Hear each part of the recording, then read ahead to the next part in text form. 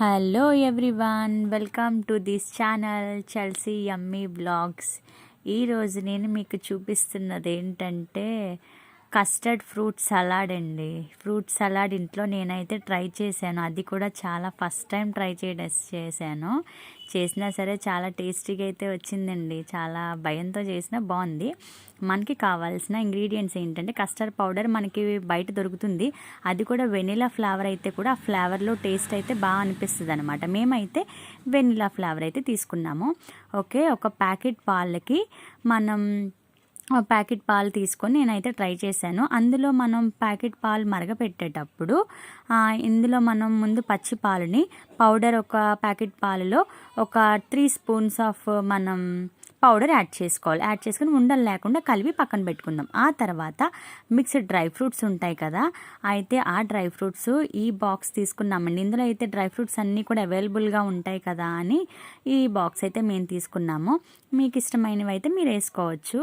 Okay, మేము ఇందులోకి కావాల్సిన యాపిల్, అలాగే బనానా, అలాగే దానిమ్మ, డ్రై ఫ్రూట్స్ ఏంటి, ఇంకా బొబ్బాయి పండు, ఇవన్నీ కూడా కావాల్సిన ఫ్రూట్స్ అన్నీ కూడా మేము యాడ్ చేసుకున్నాం. మీరు కూడా అలానే యాడ్ చేసుకోవచ్చు.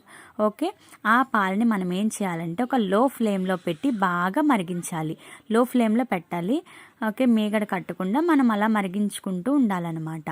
బాగా మరిగిన తర్వాత మనం ముందు పచ్చి పాలని మనం పౌడర్ వేసి కలిపి పెట్టుకున్నాం కదా ఉండలు లేకుండా, దానిని ఇందులో యాడ్ చేస్తే ఆ మరిగిన పాలలో మనం వేస్తే ఈ విధంగా అయితే కలర్ షేడింగ్ అయితే వచ్చి ఈ విధంగా అయితే రెడీ అవుతుంది. మనం దాన్ని బాగా చల్లారి పెట్టుకోవాలి. బాగా కూల్ అయిపోవాలన్నమాట. వేడంతా పోయిన తర్వాత మనం డ్రై ఫ్రూట్స్ అలాగే ఫ్రూట్స్ అన్నీ తీసుకున్నాం కదా, అవన్నీ కూడా ఇందులో మిక్స్ చేసేసి ఒక 2 అవర్స్ పాటు మనం ఫ్రిడ్జ్లో పెట్టేసుకోవాలన్నమాట. ఫ్రిడ్జ్లో పెట్టుకుంటే ఆ ఫ్రూట్ సలాడ్ అనేది మనకి చాలా గట్టిగా చాలా టేస్ట్ ఉంటుందండి. షుగర్ కూడా యాడ్ చేసుకోవచ్చు మనకు కావాల్సినంత. చాలా టేస్టీగా అనిపిస్తుంది. మేము ఫ్రిడ్జ్లోంచి తీసిన తర్వాత ఈ విధంగా అయితే వచ్చింది. చూస్తున్నారు కదా, చాలా బాగుంది కదా. కావాల్సిన డ్రై ఫ్రూట్స్ ఫ్రూట్స్ అన్నీ యాడ్ చేసుకున్నాక చల్లారిన తర్వాత ఈ విధంగా అయితే వస్తుంది. ఓకే, బాగుంది కదా చూడడానికి. మీరు కూడా ఒక్కసారి ట్రై చేసి చూడండి.